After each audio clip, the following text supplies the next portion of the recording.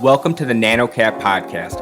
I'm your host, Will Chernlin, and I'm excited to have you join me on this journey through the world of NanoCap companies. For the past decade, I've talked to thousands of business owners across various industries. It's been an enlightening experience revealing the vast tapestries of entrepreneurship and innovation that thrives beneath the surface of mainstream media coverage. Each week, I will interview different leaders of NanoCap publicly traded companies to learn about their history, what they do now, and their future. As a reminder, none of this information is financial advice, and it is all for entertainment purposes only. Let's start this week's episode.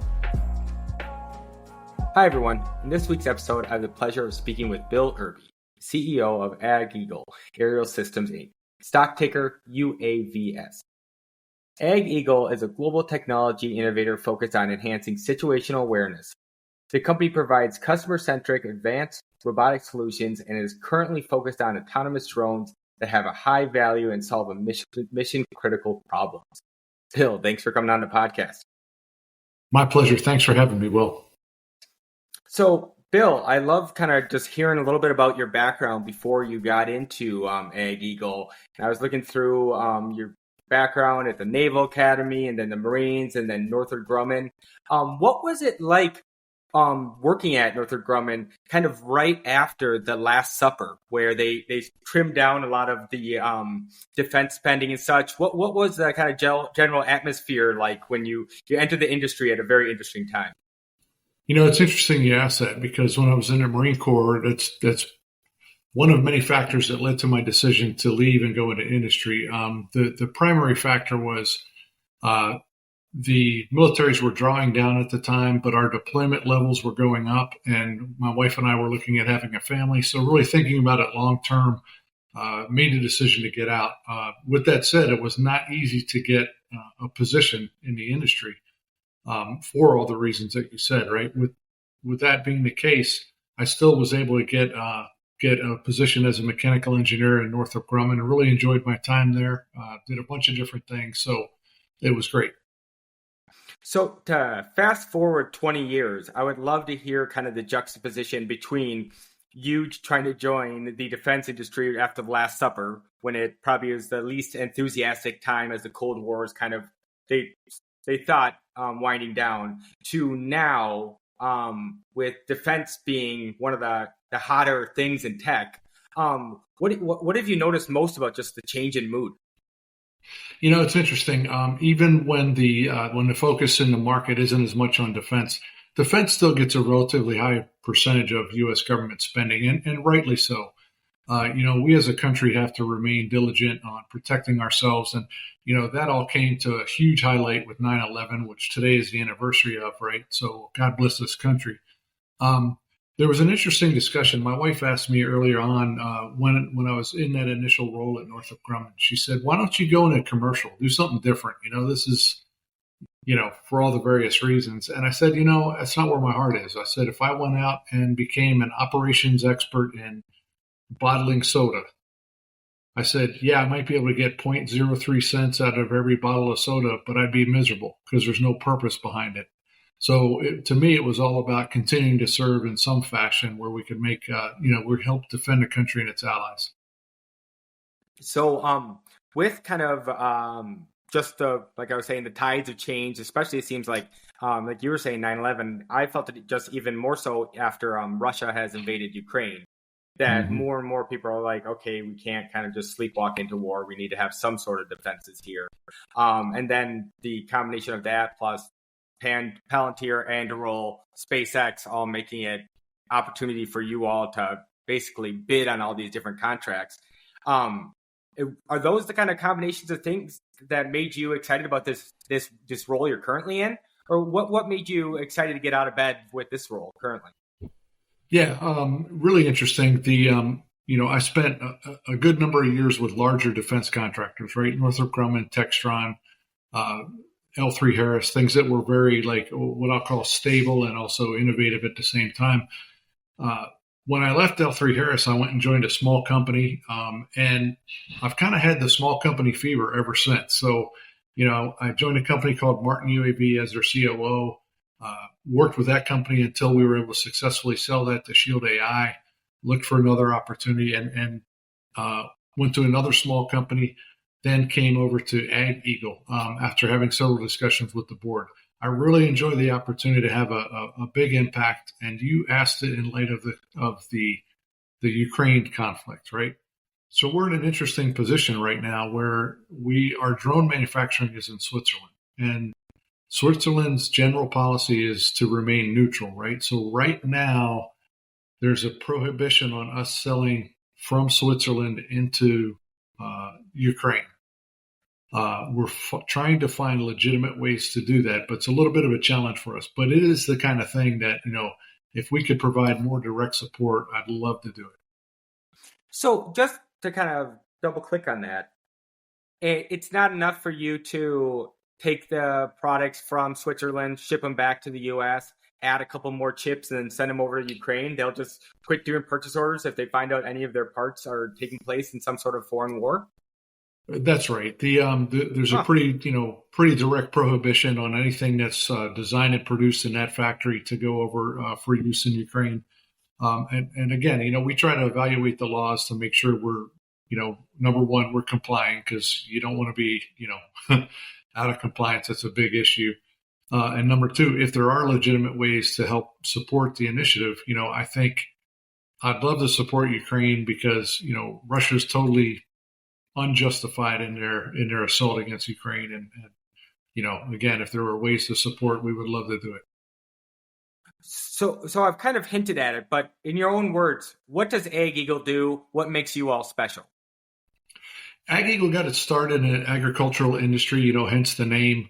It was started initially by a farmer who worked on some hobby drones for his own interest and found applications for those for his own farm and then for neighbors. He went and created a company out of it in 2010. The company made progress as a private enterprise and went public in 2019, gained some funding, bought some other companies in the process. So we're all about two main product lines right now. Both have the purpose of remote sensing, right? So we consider ourselves really a remote sensing company. First product line is the EB line of drones, a fixed wing, hand launched, man-packable 3.5-pound drone that has 90 minutes of flight endurance. Really, really cool capability. And we just came out with a new version called the EB Vision. That's now being fielded in several militaries. We won a very large contract for us in France earlier this year, another one in UAE, and we're just continuing to expand. Our other product line is multispectral sensors, and the largest application for those is in agriculture, wetland studies, construction inspection, mining, etc. Lots of commercial use. But we've also found specialty applications for those multispectral sensors in the defense world, and we've begun to sell to defense customers and intend to expand that as well. And is there any story, I got to ask, your stock ticker, UAVs, it's perfect for your company. Is there any story behind it? Did you ever have to switch over to it? Did they get it right off the bat, or how did that happen? It was a grand stroke of genius and luck that happened well before my time joining the company, but I have to give them a ton of credit. It's an excellent ticker. No, it's an excellent one. When I looked it up, I kind of had to double take. I was like, they got UAVs in the UAV market. It's like, okay, well, if that doesn't add credibility, I don't know what does. So are your drones or any of your sensors used on like the southern border to kind of see who's coming in, coming out, and that type of defense field too? And is that something that Switzerland's cool with since it's flying within U.S. borders and such? Yes, we have lots of law enforcement applications, border protection, et cetera, and there's another opportunity coming up, and with Customs and Border Protection. Again, very, very fruitful business for us. We like supporting those kind of initiatives because when it comes to security, when it comes to supporting the safety and health of, any population, not just the U.S. for that matter, it's a very important cause. And, we'll do anything we can to support it. So I was looking through your website and I saw that you sell through a distribution network. Is there a reason why you went the distribution route opposed to selling direct? Yeah, as you can imagine, resource limitations in a small company. We can't really afford to have our sales force, all over the world with a lot of people handling things. So the company initiated relationships with value-added resellers, and we primarily sell through those. We have a lot of partnerships with VARs put together and specific agreements on how we do business with them. Maybe over time we'll shift that and do a lot more of our internal selling resources, but it was all an affordability issue and really trying to multiply our resources without having to, absorb full-time people. And then you talk about like the value add resellers. Is there necessary like training needed to fly these? Do you help fly them? Do the distributors have some sort of education program? How do you learn how to fly one of these? It sounds easy, but I know there has to be something to it. We do a training program for all of our value-added resellers. Some of them actually fly and some of them don't. But we do require training. We show them how to operate the aircraft, get them up to speed on typical operations and piloting. And when we do it in the U.S., we do it per FAA Part 107 and all the regulations around that. Other countries have different requirements, but nonetheless, the training programs are very important. So, yeah, we do train them. And then for pricing, is it you buy the drone, then pay monthly for the software, and then pay maybe a consulting fee to have it the data analyzed properly and such? Or how do you guys get paid? Yeah, so we basically sell the hardware, and in some cases, software license to go along with perpetual license software fees, depending on what we're selling to a particular customer. But generally, they a VAR will have some of its own software applications that they may buy from elsewhere, and then use our drone along with it. So it depends on what their end solution is. Oh, so your drone can use other people's software too, not just your own? Yeah, we've got standard interfaces in our data output so that it can be used with various systems. So, cool. It's pretty adaptable. And then one of my next questions, but you've kind of answered it, is just the problem with trying to make drones outside of like China and Shenzhen and such. Is Switzerland, was that the first choice? And is that a big market in Switzerland? Or how is it? How do you make drones in a commercial way outside of like the major hubs? The drone industry, Switzerland's actually got a fairly strong drone industry. Them and their neighboring country of France, right? And the section of Switzerland that we operate in is a city called Lausanne, which is in the French portion of Switzerland. And so from a technology perspective, they're right up there. But, there is a worldwide supply chain network. So we do get parts from various countries. It doesn't all come out of Switzerland or the U.S. It all depends on what type of part we're talking about. Yeah. Believe it or not, I went to a hockey game in Lausanne once. So, did you really? Yeah. I've been to Lausanne and Lucerne. It's a beautiful town. Yeah. Yeah, it's awesome. No, I looked up your guys' office there. It's very cool.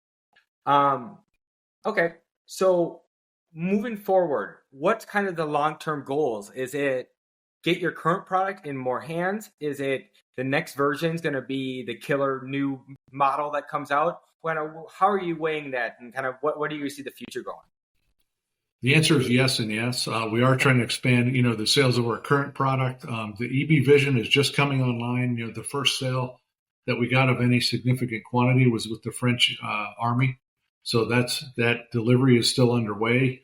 But we're also have several versions in work right now. We have an R&D program that looks several versions ahead. So yeah, our plan is not only to maximize sales of, what we've got, but also to innovate so that we come out with the next model. And we're doing that both with our cameras and our drones.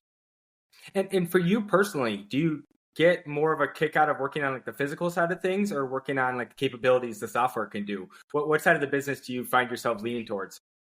Yeah, mostly, as a CEO, I am more attuned to hardware than software personally, but really a lot of my time is around, different team leadership issues, strategy, and dealing with investors and that kind of thing. That's where I spend most of my time.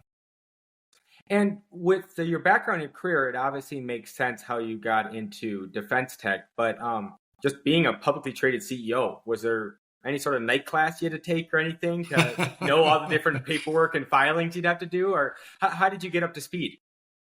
Well, the good news is I spent many years in publicly traded companies, even at the executive level. So I got to watch a lot of the things that you have to do and processes as a publicly traded company. So that helped me get started. But really, it's my first role as a CEO in a publicly traded company, which kind of puts you in the hot seat. So there is some real learning, on the fly, which I appreciate. And my CFO, thankfully, has plenty of experience being a CFO in a publicly traded company, and he's been great at helping to, bring me up to speed and kind of keep me on the right path.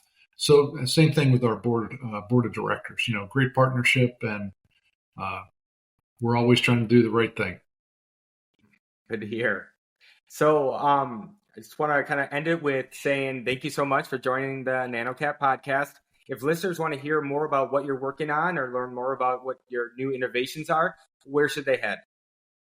AgEagle.com, or they can, just take a look at that is our website, www.ageagle.com. That's the best place to look. And if you want to reach out to me, it's bill.irby@ageagle.com. Will, thank you so much. Appreciate getting to know you. Yeah, thanks again, Bill. And those still listening, please remember to subscribe and review. See you again. Take care. Thank you. This podcast is for informational purposes only and does not provide financial, legal, or any other advice. The information is not investment advice or any offer to buy or sell any securities or to make any investment. The views expressed by the guests are their own, and any reference to third-party products, services, or information does not constitute an endorsement, therefore, by NanoCap Podcast or its affiliates. The NanoCap Podcast Express disclaims all liability for any individual's use of the information presented in this podcast.